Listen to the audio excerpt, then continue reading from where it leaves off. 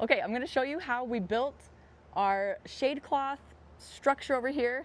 So my husband is the genius mastermind in this. He just jerry-rigged it. So he went to Home Depot and just started putting things together.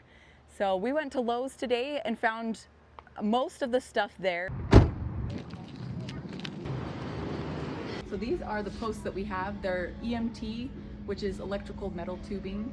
These are all 10 feet tall.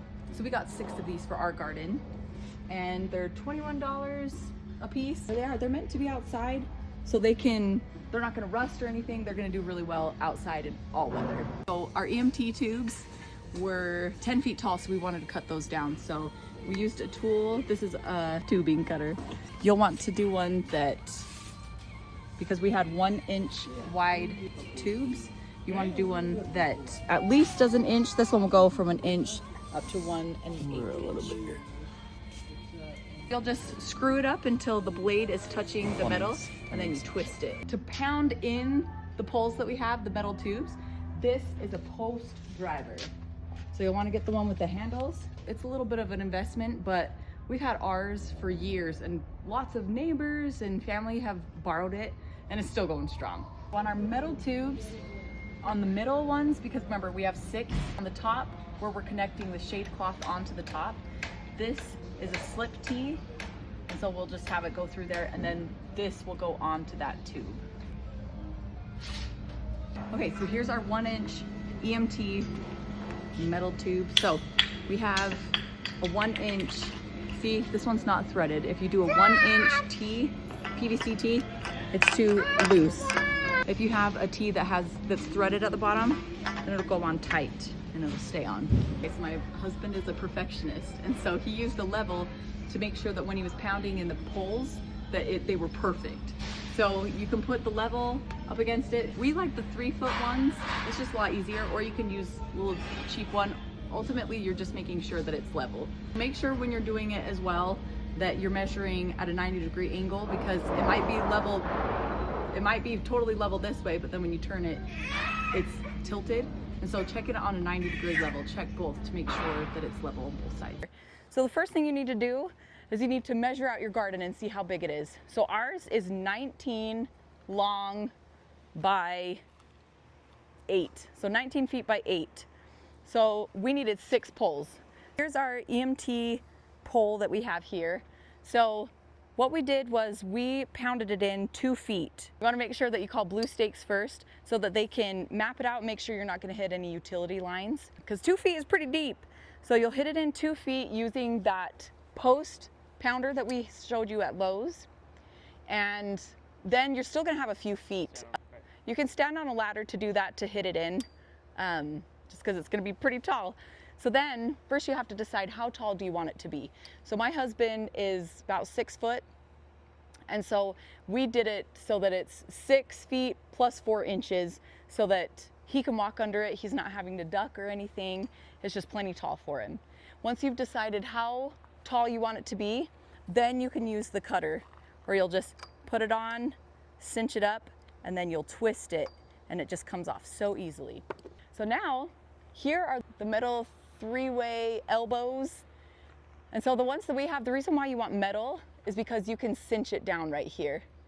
So you can twist that. So we'll untwist it so it's nice and tight. It's not going to be coming up with the weather, with any of the wind or anything.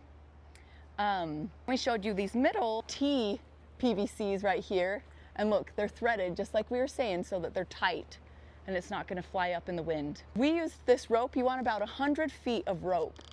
And so this is just a multi-purpose rope. We use this for everything. When we're tying things down to our truck, to the bed of our truck, we use this.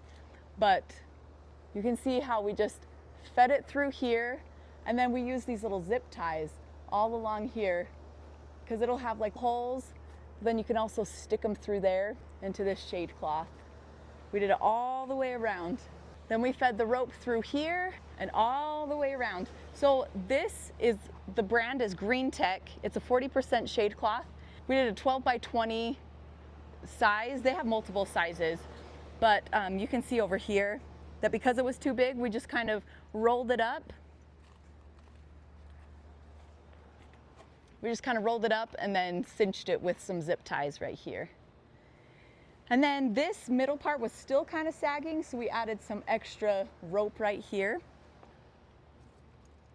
And this is so nifty. Again, my husband just totally jerry-rigged this, but we just, at the end of the summer, we untwist this, we lift it off, and then we just roll it up. And every year we just have to stick it on each of these poles. And it is so easy to take down and put up. And honestly, the reason why we got this in the first place is because of sun scald.